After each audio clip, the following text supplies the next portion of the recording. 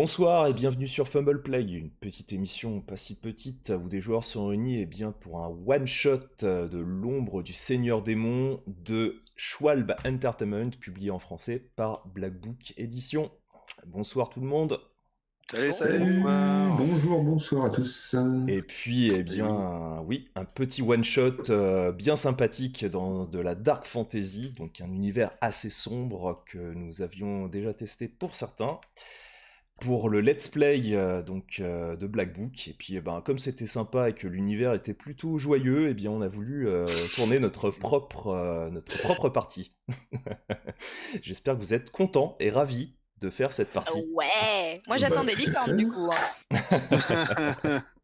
Oui. Surtout si ça se fait dans la joie, la bonne humeur et les petits oiseaux. Une équipe soudée.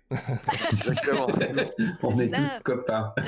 Voilà. Et puis, comme c'est un univers particulier, les personnages ont été faits pour ce one shot.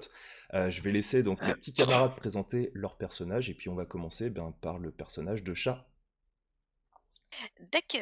Alors, moi je vais incarner Freya. Freya est une changelin, donc c'est-à-dire qu'elle a été créée par les fées en fait à partir de matériaux naturels pour lui donner l'apparence d'un enfant que les fées ont subtilisé à ses parents.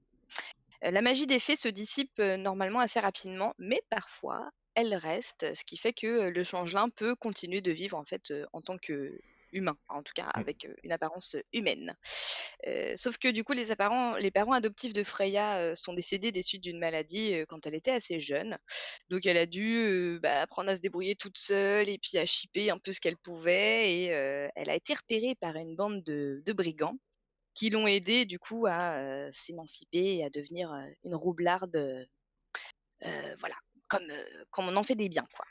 Heu, du coup, elle se déplace de manière, très discrète. Elle porte toujours une grande cape avec une capuche et une espèce de voilà, d'écharpe pour, dissimuler son visage. Mais il n'y a que ses déplacements qui sont discrets parce qu'en fait, elle adore, donner des fausses rumeurs, en fait, aux gens qu'elle croise.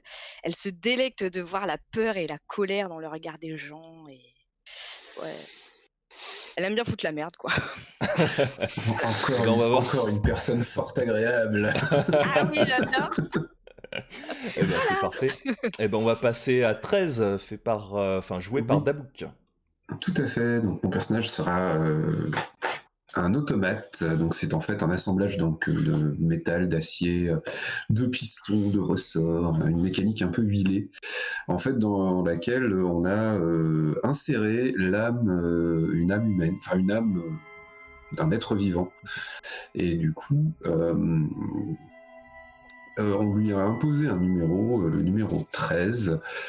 Il n'a pas vraiment de souvenir de ce qu'il était avant, à part qu'il était un commerçant.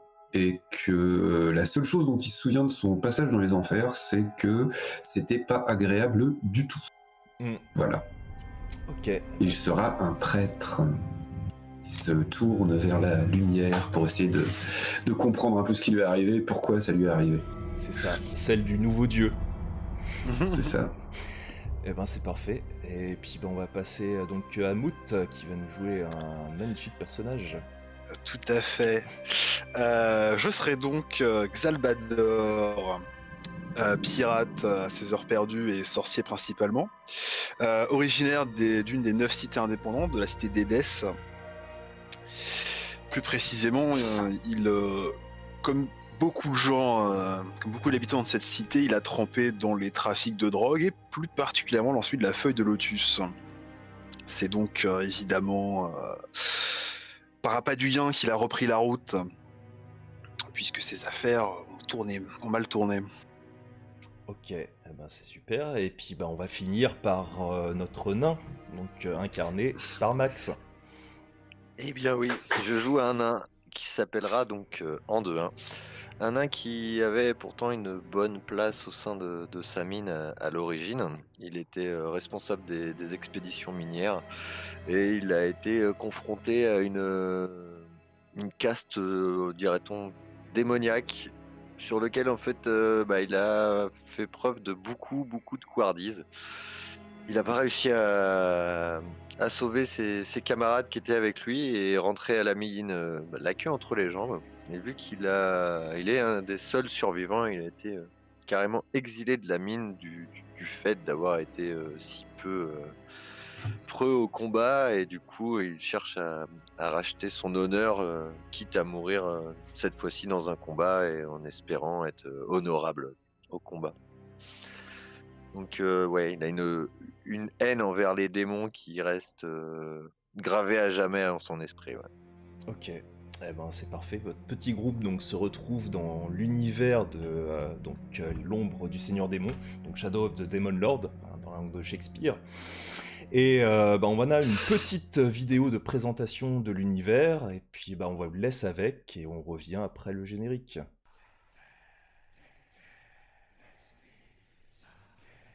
Laissez-moi vous conter l'histoire de Rul et de son empire.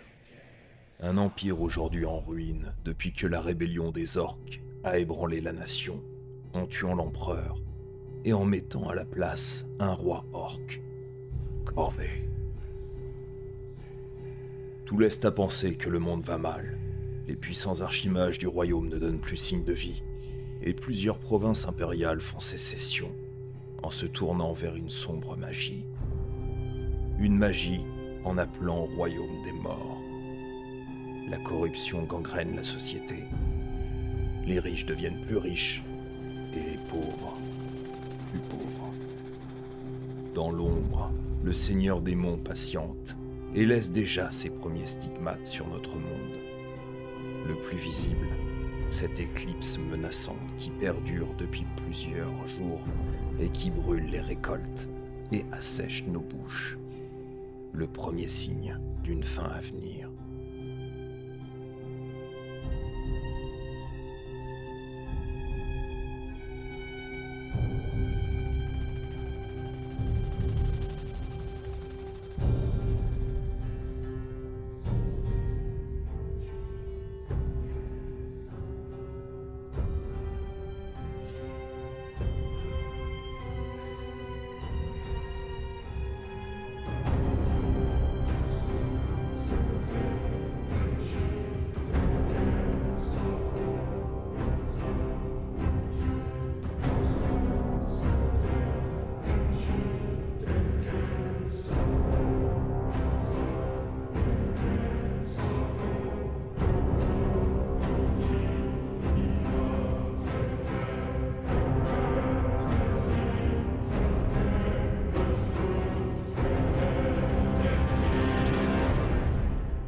Bien, donc votre compagnie, parce que ça fait depuis un petit moment que vous voyagez, que vous avez quelques aventures donc ensemble, vous avez tous été réunis par un personnage donc assez important pour vous, pour chacun, donc il a été, alors pas comme un père spirituel, mais un proche, vraiment très proche de vous, donc Angus, qui est un prêtre du nouveau dieu, qui vous avait donc envoyé une missive depuis le trône d'Albâtre, qui est la capitale donc de l'Empire, donc ce vaste empire qui est en décomposition depuis un petit moment, depuis une bonne année. Pourquoi ? Eh bien parce que l'empereur a été tué par une population qu'on ne pensait pas pouvoir se soulever, c'est-à-dire les orques, qui ont réussi donc à abattre l'empereur et à mettre à sa place donc l'empereur, enfin le roi, donc le roi des orques, Corvé. Et donc celui-ci a complètement désorganisé donc cet empire, qu'il essaye malgré tout de maintenir d'une main de fer. Et donc vous aviez reçu une missive de la part de votre ami en commun, Angus, qui vous avait demandé à la fois de récupérer donc une jeune fille de 12 ans et de l'amener donc vers la forteresse, donc une vieille forteresse de Balgrandi, là où devrait se retrouver soit le seigneur de cette forteresse, soit le roi lui-même de Balgrandi, sachant que le royaume de Balgrandi faisait partie de l'Empire, même s'il était plus ou moins indépendant, et que depuis donc cette bonne année où s'est déstructuré, s'est désorganisé cet empire, la Balgrandi a fait beaucoup pour essayer de garder son autorité à elle, et plus à celle de ce vaste empire et de l'empereur qui est mort. Et donc vous avez cheminé depuis des semaines à travers donc l'Empire, vers le sud de cet empire, en direction de la Balgrandi. Ce qui vous a choqué depuis quelques jours, c'est que au niveau du ciel, vous avez une éclipse très forte, assez importante, qui reste depuis plusieurs jours, qui a véritablement asséché donc les différentes terres que vous avez circulées, dans lesquelles vous avez circulé, et qui laisse la nuit un froid véritablement extrême. Et la Balgrandie, eh bien, subit elle aussi donc cette souffrance qui est affligée à l'ensemble de la population. Vous avez pu voir qu'il y avait quelques conflits donc à la périphérie de la Balgrandie. Quand vous étiez déplacé sur ce territoire, eh bien, vous étiez arrivé de nuit vers la forteresse. Donc cette grande forteresse qui se trouve sur la côte de Balgrandie. Donc vous avez quelques marécages qui composent donc cette zone où vous avez donc cette forteresse. Vous voyez que c'est une forteresse qui est véritablement puissante, majestueuse, très ancienne. On dit d'ailleurs qu'elle date des premiers hommes. Et vous voyez que, eh bien, elle est parcourue d'un vent extrêmement froid. D'ailleurs, vous tremblez un petit peu, vous aussi, avec cette jeune enfant qui est à vos côtés, qui n'a pas parlé depuis votre voyage. D'ailleurs, vous savez très peu de choses sur elle. Vous savez qu'elle a l'air importante pour Angus. D'ailleurs, il l'indiquait dans votre missive. Et il vous disait de plus, à l'intérieur de cette missive, que grâce à elle, vous pourriez passer à l'intérieur de la forteresse.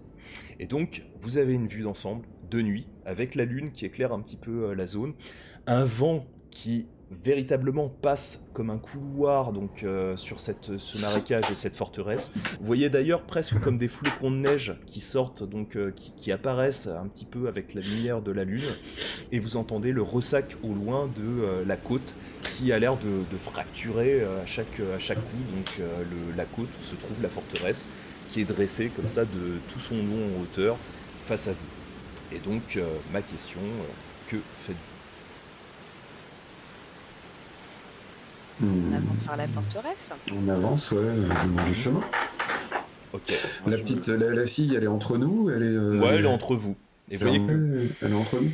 Ouais, elle parle pas trop, elle a sa capuche, vous voyez qu'elle aussi tremblote un petit peu, et elle a l'air pas très sereine, tu vois, qu'elle regarde un petit peu à droite et à gauche, vous entendez parfois quelques petits bruits, vous entendez même parfois un corbeau passer juste au-dessus de vous, et qui croise donc juste au-dessus.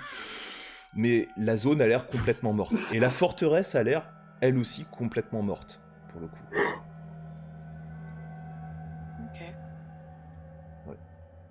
Du coup, moi, On j'observe. n'entend pas Mathieu. Mathieu a essayé de parler, mais on n'a pas entendu. Ouais. Allô, allô? Oui, on t'entend. Oui, c'est bon. Mieux quand ça s'allume. La gamine, elle est habillée comment? Elle est habillée donc avec des peaux de bête. Tu vois qu'elle a une sorte de grosse pelisse en cuir donc qui recouvre donc entièrement ses épaules, et elle a une capuche qui recouvre donc son visage. Ok. Voilà. Et donc Et on disait qu'il n'y a pas de lumière depuis la forteresse du coup. non, il n'y a pas de Nulle lumière. part dans la lande. Ouais. C'est extrêmement étrange. Du coup, moi, je vais observer autour de moi Mhm. pour essayer de voir déjà un chemin qui nous mènerait vers la forteresse. Que j'ai les talents de pouvoir voir parmi les ténèbres un peu Mhm. mieux que les races Ok. classiques, dirait-on. Eh bien, fais-moi un petit test de perception. Donc on est d'accord que du coup c'est 11 plus 1, donc c'est un dé 20 plus un dé de 6, ou c'est juste le plus 1? Non, c'est un dé de 20 plus 1. Plus 1, ah d'accord, Ouais. ok, je croyais que le plus 1 c'était comme un avantage, ça marche. Et du coup c'est à 1 plus 1, 2. Ok. Donc tu regardes, mais t'as pas l'air de voir de sentier. En tout cas, vous êtes face au marécage. Vous voyez que c'est extrêmement boueux. Vous avez presque une brume comme ça un peu fantomatique qui traîne de temps en temps à différents endroits. Faut imaginer que c'est vraiment un peu comme... bon, je reprends toujours le même exemple, mais il est très marquant. C'est un peu comme le marais des morts que vous avez dans le Seigneur des Anneaux. C'est-à-dire que c'est à perte de vue du côté gauche comme du côté droit. Et vous avez cette forteresse qui a l'air de se dresser comme ça sur la côte et qui vous fait face, qui est à peu près à 500 bons mètres, donc quand même sur une longue distance. Et vous avez l'impression de, pour le moment, pas voir en fait de passage à l'intérieur de ce marécage. Est-ce que dans la végétation alentour, il y aurait de jeunes arbres, par exemple, par hasard? Oui, il y a déjà une arbre. Assez haut. Du coup, je vais me tourner vers mes compagnons. Est-ce que ceux d'entre vous qui ont une hache ou une épée pourraient couper certains de ces arbres, qu'on puisse faire des sondes pour qu'on puisse voir dans quoi on s'avance dans le marécage. Savoir si on doit s'enfoncer ou pas. Mhm. Oui, si tu veux. Parce qu'il n'y a pas l'air d'y avoir de chemin. Oui, Je sors mon épée et je m'exécute. c'est une idée. Ok, donc vous le faites, hein, ça prend 3-4 minutes, hein, c'est assez rapide, et puis vous avez des sortes de bâtons pour effectivement sonder un petit peu donc, le marais lui-même. Bon, on a des torches avec nous aussi. Vous avez des torches, ouais. Ok. Elles sont allumées ou pas là pour le moment? Elles sont pas allumées, mais si vous décidez de le faire, vous le faites. Parce que du coup, s'il fait nuit, ça vaut peut-être le coup d'allumer les torches. Avant de les allumer, je vais quand même regarder tout autour de nous, voir s'il y a du mouvement ou Mhm. effectivement. Eh ben, fais-moi un test de perception avec un désavantage. Ouais, mais j'ai plus 1, du coup ça s'annule. Non, en fait, alors quand vous avez votre caractéristique, vous avez votre bonus. C'est votre bonus à votre lancer. Par contre, un désavantage ou un avantage, ça c'est un lancer qui est à côté. Et c'est un dé de 6 qu'on soustrait ou qu'on va additionner en fonction de si c'est un avantage ou un désavantage. Donc là, ton plus 1, bah, tu rajoutes un dé de 20, plus 1, moins un dé de 6. Oh. C'est pas cool, hein. Il fait nuit. Bon, j'ai 5 sur mon dé de 20, donc le désavantage, j'oublie. Enfin, Ouais, donc je peux le lancer si tu veux. tu regardes, t'as toujours ce vent en fait qui a l'air de siffler, alors qui vient peut-être ce sifflement depuis la forteresse, mais il a l'air de siffler, il fait extrêmement froid, ce qui dénote totalement avec la journée, hein, où vous avez cette éclipse qui donne une lumière un peu maladive donc à l'ensemble du territoire, et qui donne une forte chaleur, et à l'inverse, la nuit, vous avez vraiment ce vent violent, ce froid presque neigeux qui se trouve sur l'ensemble des terres de l'Empire de Rul. Et la Balgrandie ne fait pas exception à cette période presque hivernale, la nuit dans laquelle vous êtes. Et donc tu entends ce sifflement, tu entends vaguement le croissement comme ça de quelques corbeaux au loin, mais mis à part ça, tu n'entends rien d'autre de particulier. Ou tu ne vois rien d'autre aussi de particulier. Donc vous êtes toujours sans lumière. Essayez d'errer donc avec vos bâtons, et que faites-vous? Ouais, moi, quand on se fie aux yeux du nain, enfin aux yeux d'Anduin, je pense que, enfin voilà, faudra peut-être. Pour le coup, là, pour l'instant, on n'a pas de raison de pas allumer les torches, en fait, donc autant les allumer. Oui, Ouais. oui. Ok, donc vous allumez vos torches, tous ou y en Non. Moi, je vais avoir ma main libre peut-être pas- parce que j'ai le bâton d'un côté et je vais avoir une main sur mon épée. Ok. Bah, y a peut-être pas besoin d'allumer que tout le monde allume des torches, par Oui, contre, c'est ça. du coup. Puis de toute façon, moi je vais rester sur les pas de Freya, parce qu'elle fait à peu près la même taille que moi, et du coup, ça va pas être la même profondeur qu'on va sonder pour pouvoir traverser. nous. Ouais, bah, je vais. Tu veux que je prenne une torche, que je passe devant C'est les égal. armes d'or C'est égal, numéro Allez, 13. Ça, je prends ma torche, je passe, Ok, je passe devant. De d'accord. toute façon, au pire, si je m'enfonce. En tant qu'automate, tu ne respires pas, donc tu as la Voilà, possibilité. Voilà. Est-ce que tu peux t'enrayer? Ah, ça serait Je à sais pas si je réfléchir. peux rouiller. Donc vous avancez, ça prend du temps, donc ça prend pas mal de temps, hein. Vous mettez bien une bonne demi-heure donc à vous déplacer, donc c'est boueux à certains endroits, donc il faut parfois un peu rebrousser chemin, un peu aller sur votre gauche. En fait, vous lézardez le long donc du marécage. Et une fois que c'est fait, plus vous rapprochez de la forteresse, plus vous la voyez de plus en plus majestueuse. Très bien ouvragée. Alors, elle paraît extrêmement ancienne, mais quelque chose de massif qu'on ne fait plus aujourd'hui. C'est vraiment quelque chose, en même temps, d'une sorte de pierre assez sombre. Et vous voyez quelque chose de monumental qui se dégage petit à petit, qui prend l'ensemble, en fait, de la zone où vous êtes de plus en plus. Et vous voyez donc deux grandes portes, là aussi métalliques, noires, très bien ouvragées, sur lesquelles vous avez des bas-reliefs qui montrent de grandes batailles qui s'étaient déroulées donc en Balgrandie. Et vous voyez que les deux portes sont fermées, et là aussi, plus vous rapprochez, plus vous voyez que dans certaines zones de cette forteresse, vous pouvez voir très légèrement quelques petites lumières donc d'un feu qui éclaire différentes zones de la forteresse. Et quand je dis un feu, c'est simplement pour peut-être éclairer ou réchauffer certaines zones, pas un feu, un incendie. Mhm. Et donc, Est-ce qu'il y a l'air d'avoir des lumières qui se déplacent, des torches quoi, sur le. il n'y a pas l'air d'avoir de déplacement. Mhm. Et là, à la porte, il n'y a personne. Et à la porte, il n'y a personne. Et elle est fermée. Vous avez 2 grands battants qui sont hauts d'à peu près 7 bons mètres. Vous voyez que l'ensemble de l'enceinte fait à peu près une dizaine de mètres. Ce qui est vraiment majestueux. Hein. Là aussi, on ne fait pas d'enceinte aussi haute aujourd'hui. C'est vraiment quelque chose de très ancien et vous sentez la puissance du lieu, quoi. C'est vraiment quelque chose qui marque en fait votre œil malgré la nuit et malgré ce froid intense qui continue à bruire comme ça au loin. Et puis vous entendez le ressac qui choque comme ça en contrebas donc de la forteresse où se trouve donc le littoral. Et donc vous avez ces 2 battants noirs qui se trouvent donc toujours face à vous et aucun autre bruit que ceux que je viens de vous décrire.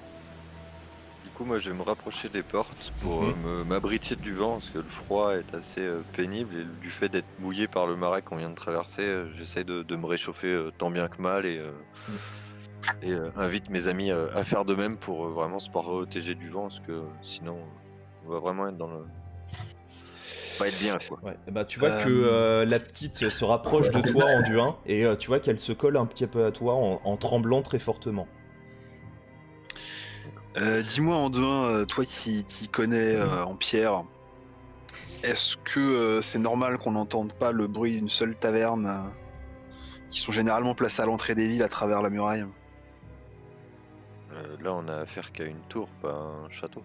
Alors c'est pas qu'une tour, c'est un ensemble, c'est une forteresse, c'est vraiment t'as c'est plusieurs forteresse, tours. d'accord. Un village, Par contre, t'as pas de, y a pas l'air d'avoir de village extérieur. Ouais. À l'intérieur peut-être, mais en tout cas à l'extérieur, tout autour, y a rien. Oui, bah, Bah, du coup, on n'entend même pas non plus les soldats à la caserne. Est-ce qu'il est pas si tard que ça paraît bizarre quand même. Bah, vu la hauteur des murs et j'imagine la largeur, peut-être que c'est ça qui couvre les sons de l'intérieur. 7 mètres pour une porte, on pourrait y faire entrer un géant, si vous voyez ce que je veux dire. Certes. Non, je pense qu'il n'y a pas une plus petite porte, parce que les portes sont immenses, mais je suppose qu'il y a quand même une porte un peu plus petite pour les allées et venues de nuit. Bah de ce que vous voyez, en tout cas, y a pas l'air d'avoir d'autres portes. Et ces portes qui sont hautes de 7 mètres font à peu près, donc l'une collée à l'autre, hein, elles font à peu près 6 bons mètres de large. Donc 3 mètres chacune. Donc, Ça va être pratique de les faire. Fort poussé. On frappe. On peut essayer de pousser une feuille de... Donc, oui, frapper, pousser une porte. Pour que ça s'entende si on frappe. Ok, donc vous C'est frappez. du métal, ça peut résonner. Ouais, c'est du métal, ouais. Oui, donc ça résonne. Moi, je peux frapper, au pire, métal contre métal, ça fera Ouais, peut-être un peu vas-y. plus de bruit. Ouais. Ok, donc t'entends bien résonner, donc t'entends quelque chose de massif. Alors, ça fait un bruit un petit peu étrange parce qu'il y a l'air d'avoir de l'épaisseur, mais bon, tu le frappes violemment, donc ça fait un peu comme un gong, ça se réverbère sur l'ensemble du métal. D'un coup, au bout de 4 bonnes minutes, vous entendez les 2 battants qui s'en trouvent très légèrement, pas totalement, mais en partie, mais qui laisse quand même pénétrer, qui pourrait laisser passer un chariot quoi entier. Et vous voyez en fait un homme qui commence à sortir, habillé tout en noir. Il a l'air d'avoir une sorte de grosse capuche et puis une sorte de grosse cape qui l'emmitoufle. Vous voyez qu'il a donc une grosse cicatrice qui part donc du front et qui lui zèbre en fait le visage entier jusqu'à la lèvre inférieure gauche. Et vous voyez qu'il vous regarde. Vous êtes qui ? Nous sommes... Non, vas-y, je t'en prie. Nous sommes envoyés par Angus. Angus. Je connais pas d'Angus. C'est un prêtre du nouveau dieu. Ici, on ne croit pas à vos nouveaux dieux. On vénère la vieille foi. Quoi qu'il en soit, Grincement dubitatif. nous sommes attendus par le maître des lieux. Vous êtes attendu par le roi Frédéric. Tout à fait. Après, je vous demande pas de rentrer, vous pouvez aller vérifier l'information et nous on attend là le temps que vous la vérifiez. Et vous êtes donc qui ? Je dois annoncer qui en particulier ? La compagnie envoyée par Angus. Ok, bougez pas. Et tu vois qu'il se retourne. 15 bonnes minutes avant qu'il arrive. Tu vois qu'il a l'air Alors, pas enjoué, pas plus sympathique, mais disons que son air un peu patibulaire, c'est un petit peu plus allégé, on va dire, au niveau donc de ses babines. Il vous regarde. Ok. Suivez-moi. Et tu vois qu'il se retourne donc vers la direction donc, de la forteresse. Et donc tu vois la petite qui te regarde Anduin, qui te regarde aussi Xalbador, et tu vois qu'elle attend que vous fassiez quelque chose. Et donc tu vois qu'elle attend toujours en tremblotant. Bah, moi, je commence à suivre l'homme. Ok. Donc vous rentrez, vous voyez que les deux battants se referment juste derrière vous. Et vous voyez qu'en fait, à l'intérieur, vous avez une sorte de basse-cour sur laquelle vous avez un escalier qui a l'air de serpenter le long de plusieurs donc, grandes tours de cette forteresse. Vous voyez que vous avez quelques personnes qui sont en train de se déplacer par groupe de 4. C'est des humains, tous. Vous voyez ils ont l'air fatigués et en même temps ils ont le regard un peu vide. Tu voyez que quand ils vous regardent, ils ont l'air un petit peu hébétés, puis l'air de rien, puis ils continuent à circuler. Vous voyez qu'ils ont des lances et donc ils se déplacent avec. Et ils ont l'air de faire quelque chose de manière presque automatique depuis peut-être pas mal de temps. Ils font pas du tout attention en fait à votre compagnie. Et vous voyez que l'homme qui vous avez amené donc continue donc à monter les quelques escaliers. Il se retourne à chaque fois donc dans votre direction pour bien voir que vous le suiviez. Et il monte et il monte et il monte jusqu'à la partie la plus haute, donc l'une des tours les plus hautes de cette forteresse. Et faites-moi tous un petit test de perception avec. Alors, sauf ceux qui ont... Alors, je crois que le nain, oui, t'as pas de malus parce que toi, tu as une vision donc dans les Vision ténèbres. des ténèbres. Ouais. Je crois que t'es le seul... Moi, j'ai vision des ombres. Ah, bah voilà, bah donc, ouais, t'avais pas de malus, en fait, vu que t'as vision Ouais, bah, de des toute ombres. façon, j'ai fait 5, alors... Ouais. Donc, par contre, les deux C'est autres, vrai. vous avez donc un désavantage. Ok. Oh, 20 naturel. Beau. Oui. Très bien. Donc 3 moins 4, moins 1. Ok. 17. Ok. Et 13. Oh, bah, dis-moi qu'il est joli le sol. Hein. Ouais, c'est de la belle ouvrage. Hein. Ok. On en fait pas des parties comme ça chez nous. Hein. Donc Freya et Anduin, vous pouvez voir en fait sur l'une des tours, alors qui se trouve un peu plus à l'ouest, enfin plutôt nord-ouest parce que vous venez donc de la partie ouest donc du marécage. Vous pouvez discerner donc sur l'une des tours un dirigeable. Et vous voyez donc aux couleurs donc, de ce dirigeable qu'il fait partie donc, des 9 cités qui sont devenues indépendantes depuis peu de temps, qui sont des grandes cités de commerce. Et vous voyez qu'il commence petit à petit donc, à s'apponter sur l'une des tours de la forteresse. Et donc voilà. Donc pendant que vous êtes en train de vous déplacer, Freya et Anduin, vous avez pu remarquer ça. D'accord. Est-ce que... Bah, du coup, du tout. Je n'ai rien vu.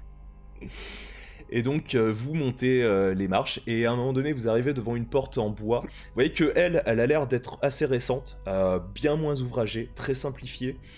Elle fait quand même 2 bons mètres sur 1,50 m. Vous voyez qu'il frappe à la porte, donc on entrouvre. Et donc l'homme vous dit c'est à l'étage. Vous montez le 3e étage, vous arriverez à une salle de réception, vous passez la première porte à gauche et vous trouverez le roi. Bon Très bien, courage. merci. Et tu vois qui vous arrête. Et ne soyez pas effrayés. Il y a des raisons d'être effrayé. Disons que le roi souffre beaucoup. Et tu vois qu'il recule après vous avoir dit ça. Bon, de toute façon, on est là pour aller le voir, donc on va y aller. Hein.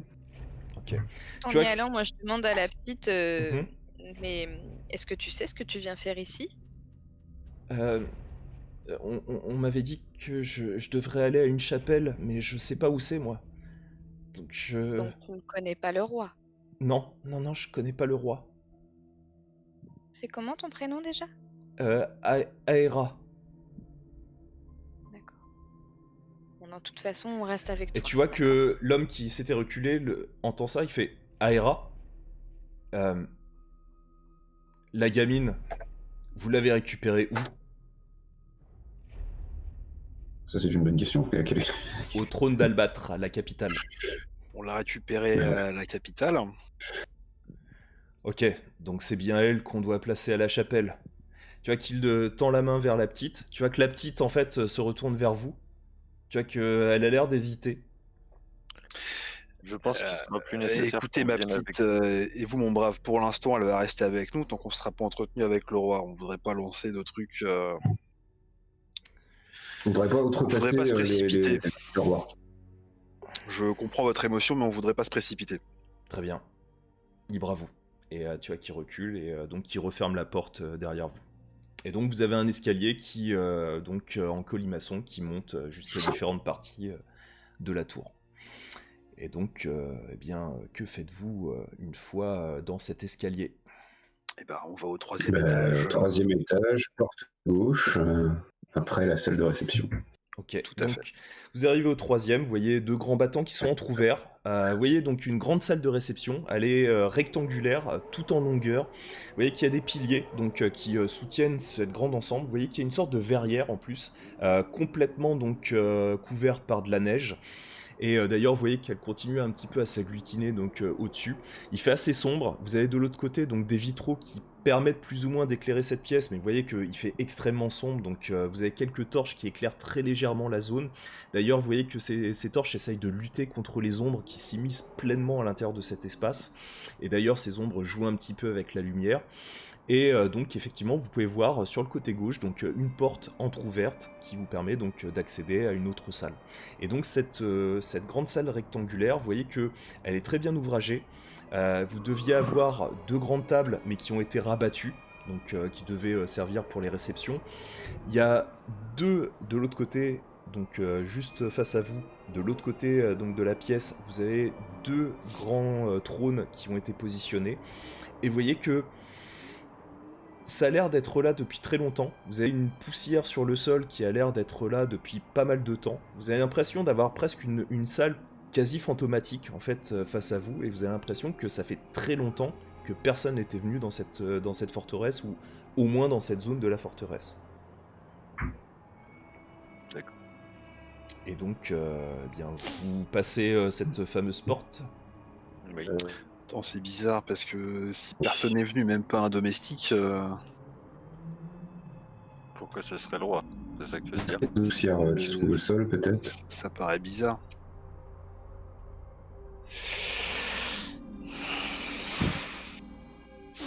Est-ce qu'il y a des traces? Enfin, il y a pierre au sol, je suppose. Ouais, c'est de la pierre. Du coup, est-ce qu'il y a des traces de pas quelconques, comme s'il y avait eu des allées et venues Non. Parce que nous, on fait des traces de pas déjà. Légère, mais oui, c'est un peu visible. présentes, quoi. Pas évident, mais oui, vous en faites un peu. Ouais. Moi, je- Non, mais de toute façon, il faut qu'on aille voir le. Enfin, visiblement, peut-être qu'il y a un deuxième accès, peut-être qu'on nous fait passer par une zone désaffectée, Oui, oui. j'en sais rien. Les accédés domestiques, effectivement. Allons voir. C'est possible. Ok.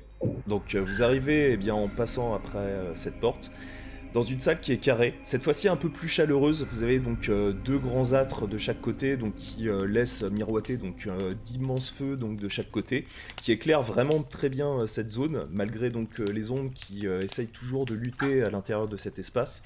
Vous voyez des marches donc face à vous, donc à peu près une quinzaine de mètres. Vous voyez donc des marches de marbre noir, sur lequel juste au-dessus est positionné donc un. Alors là, c'est véritablement un trône. Vous voyez un vieux trône très ancien taillé dans la pierre, et vous voyez en fait un individu qui est posé dessus, qui a l'air d'être très fatigué, très vieux. Vous voyez d'ailleurs que son visage, et c'est peut-être ça qui vous marque le plus, c'est son visage qui a l'air d'être complètement ravagé. Vous voyez que il a plus de nez, qu'une partie de son visage a été comme rongée par quelque chose, et vous voyez qu'il a l'air de respirer donc très difficilement. À chaque fois qu'il respire, vous voyez que tout son être a l'air de se déplacer en même temps et de remonter fébrilement. Et puis une fois qu'il expire, vous voyez que c'est comme si l'ensemble de son corps en fait s'effondrait. Et vous voyez donc cette respiration. Et en contrebas de ce trône, vous voyez donc 5 personnes qui avaient l'air de discuter, des humains, qui sont dans des vêtements assez riches, richement vêtus. D'ailleurs, vous savez que les Balgrandiens aiment bien les beaux vêtements, les belles couleurs et notamment les bijoux. Donc vous voyez qu'en fait certains ont quelques anneaux au nez, certains au niveau donc de la paupière, d'autres donc au niveau des oreilles. Ils ont l'air d'avoir de beaux atours et vous voyez que tout s'arrête en fait au moment où vous rentrez dans la pièce. Et donc ces 5 hommes vous regardent et vous voyez que le vieil homme a l'air de continuer à respirer sans faire du tout attention à vous. Et donc, que faites-vous?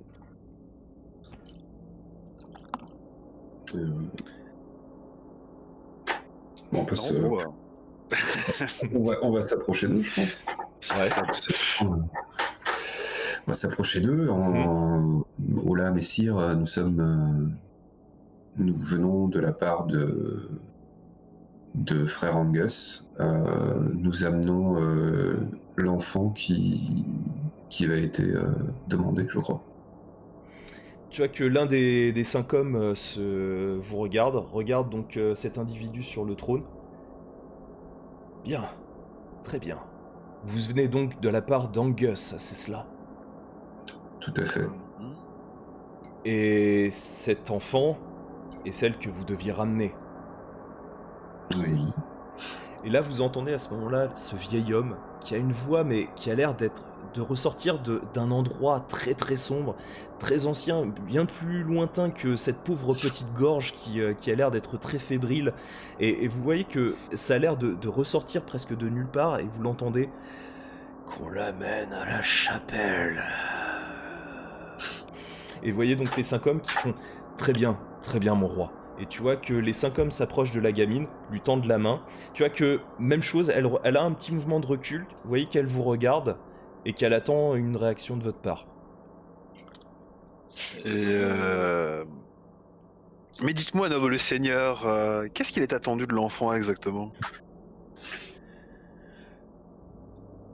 Amenez-la à la chapelle. Et tu vois les autres qui sont là, tu vois qu'il y en a un des 5 qui prend donc vraiment la gamine par le col de sa capuche et qui commence à la tirer vers elle. Et tu vois que la gamine, elle a un mouvement un petit peu de recul, mais tu vois qu'elle elle part avec eux. Et tu vois que les 4 autres l'enceinturent un petit peu et commencent à se déplacer vers la salle où vous veniez, la salle de réception. Voilà. Est-ce qu'on commence maintenant ou est-ce qu'on attend 5 minutes? Ouais, j'ai envie de te dire les deux. Permettez mes seigneurs que nous vous accompagnions. Tu vois que là, c'est toujours l'homme sur le trône. Vous devez savoir ce qui arrive à Angus. Pas du tout. Non. Non. Et tu vois que les autres Expliquez-vous. continuent à se déplacer. Tu vois que là, ils sont dans la salle de réception. On referme la porte. Angus est mort.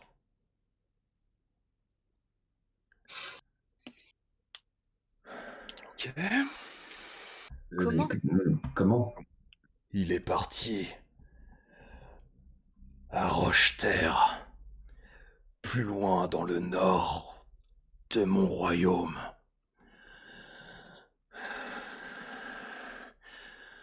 Il devait m'apporter l'un des signes que lui a indiqué son dieu. Les ténèbres arrivent. Les ténèbres, Et tu vois qu'il pointe le ciel. les ténèbres montrent leurs griffes. Cette gamine, Et vous voyez que pendant qu'il était en train de parler, vous avez de nouveau cette porte qui s'ouvre. Et vous voyez en fait une femme qui rentre. Elle a une sorte de voile noir assez fin qui laisse entrevoir très légèrement son visage. Vous voyez qu'elle a un visage un peu diaphane, plutôt beau, les traits plutôt très féminins et très bien travaillés, presque comme si c'était une peinture. Vous avez vraiment l'impression d'avoir une femme resplendissante face à vous. Et vous voyez qu'elle avance très légèrement pendant que le roi donc parle. Vous voyez qu'elle se déplace donc en direction donc de son trône. Et vous voyez donc l'homme qui continue à parler. Il devait me ramener le cygne et la fille. Première tâche accomplie par vous, pas par lui. Et quel est ce fameux signe qu'il devait vous apporter? Le signe que le Seigneur Démon arrive. Donc, la seule personne... Enfin, vous savez tous que le nouveau dieu parle de cette créature qui serait pour nous ce qu'on appellerait le diable. C'est-à-dire que selon le nouveau dieu, il y aurait un jour l'apocalypse, et que cet apocalypse sonnerait l'arrivée, en fait, du Seigneur Démon qui serait le messager, si vous voulez, ou plutôt l'être suprême qui devrait apporter la destruction sur l'ensemble du monde. Certains y pensent comme si c'était une comptine pour effrayer les enfants. Ceux qui croient au nouveau Dieu pensent véritablement que l'apocalypse devrait arriver par sa part. En entendant ça, je fais un espèce de petit signe de... Un peu comme les signes de croix que nous, qu'on fait nous, mais un petit signe de purification. Ouais, donc tu fais un signe un peu de cercle, en fait, au niveau de ton torse, sachant que toi, t'as une chose, en fait, sur l'un de tes vêtements, donc t'as plusieurs tissus qui recouvrent un peu cette aura métallique, ces bouts de métal. Tu vois que t'as un symbole qui représente donc le nouveau dieu, qui est une sorte de dragon circulaire, donc qui se mord la queue, donc qui est rouge, et qui symbolise donc le nouveau dieu. Et tu vois donc ce vieil homme qui vous regarde. Savez-vous ce que vous avez amené? Non, mais on aimerait bien le savoir. Vous avez emmené la fille de l'empereur. Je me doutais un petit peu. Et tu vois cette femme qui se rapproche de la main donc, de ce roi, qui pose sa main sur son avant-bras. Vous n'aviez pas fait attention, mais vous avez vu que juste à côté donc, de son trône, vous avez un crâne qui est posé. Vous savez que c'est aussi le symbole d'un des dieux de la vieille foi, donc, qui est Père Trépas, souvent assimilé donc, à celui qui va porter donc, les morts vers le royaume donc, des morts. Donc c'est un signe un peu funeste, mais qui est aussi un signe bénéfique pour ceux qui pensent bientôt mourir. Et donc vous voyez qu'elle vous regarde. Vous avez ramené donc cet enfant jusqu'à la chapelle. Apparemment, elle est en train d'y... Elle est escortée. Bien. Et tu vois qu'elle regarde donc le roi. Très bien, Frédéric. C'est parfait. Angus a finalement réussi. Et tu vois donc ce roi qui continue à respirer très difficilement et qui a l'air d'attendre quelque chose. Vous voyez qu'il ne parle plus, il a l'air de regarder vers le bas et il a l'air de plus du tout faire attention à vous. Mais qu'est-ce que vous allez faire de la petite? Le vieil homme te regarde droit dans les yeux. Ce que j'aimerais faire, c'est rétablir l'Empire face à ces esclaves, les orques, ces monstres. Voyez ce qu'ils font, ils pourrissent notre monde, et à cause d'eux, les stigmates. Et tu vois, tout en parlant, il a l'air de baver et donc d'éructer en partie, tu vois, qu'il te regarde presque méchamment. Ces orques ne devraient jamais connaître la vie. Ils devraient périr. Et si je peux replacer la fille, alors notre empire reviendra. Et la Balgrandie sera plus grande encore. Et tu vois la femme qui a l'air d'être toujours à côté, qui a un léger sourire. Et vous croyez tous que vous pourrez abattre le héros du Seigneur Démon. Yes. Tu vois qu'elle se déplace dans votre direction. Elle descend petit à petit les escaliers. Vous pensez sincèrement que vous pourrez l'arrêter? Pauvre idiot. Rocheter n'était qu'un premier signe. L'éclipse n'était qu'un premier signe. Mais vous ne pourrez rien. La gamine est à nous. Et tu vois qu'en même temps, vous voyez deux mains noires qui sortent de sa gorge. Vous voyez qu'elle coupe sa peau comme si c'était un simple tissu. Et Au moment où s'écartent ses deux mains, vous voyez d'un coup une énorme fumée qui se dégage. Vous voyez des sortes de flammes qui se dégagent de ce bout de tissu qui était cette peau humaine. Et vous voyez en fait une sorte d'immense chevalier noirâtre qui se dresse petit à petit dans votre direction, qui sort une masse et une épée noire, et qui a l'air de vous regarder de tout son long. Et la suite au prochain épisode. Voilà, ça sera pour la semaine prochaine, la suite. Ah non! Voilà. Ça sent la joie de vivre, tout ça. La génération, on s'est voilà. encore fait avoir comme des lapins de 6 semaines. Eh bien, j'espère que vous avez apprécié. La tension est montée et posée, donc maintenant, on va voir ce que ça va donner pour le prochain épisode. On espère que ça vous a plu. Ouais. Abonnez-vous, Oui. messagez, N'hésitez pas. le pouce bleu, c'est comme ça que vous nous aidez beaucoup en faisant ça. Voilà. C'est Et ça. abonnez-vous, Et si, Et oui, la cloche. et si vous aussi vous voulez, partager votre haine des cliffhangers, venez sur le Discord. Le lien est dans la description. Voilà, et puis donc, on se dit à la semaine prochaine pour la suite À la de ce semaine one-shot. prochaine. Salut. Salut, ciao. Ciao, ciao.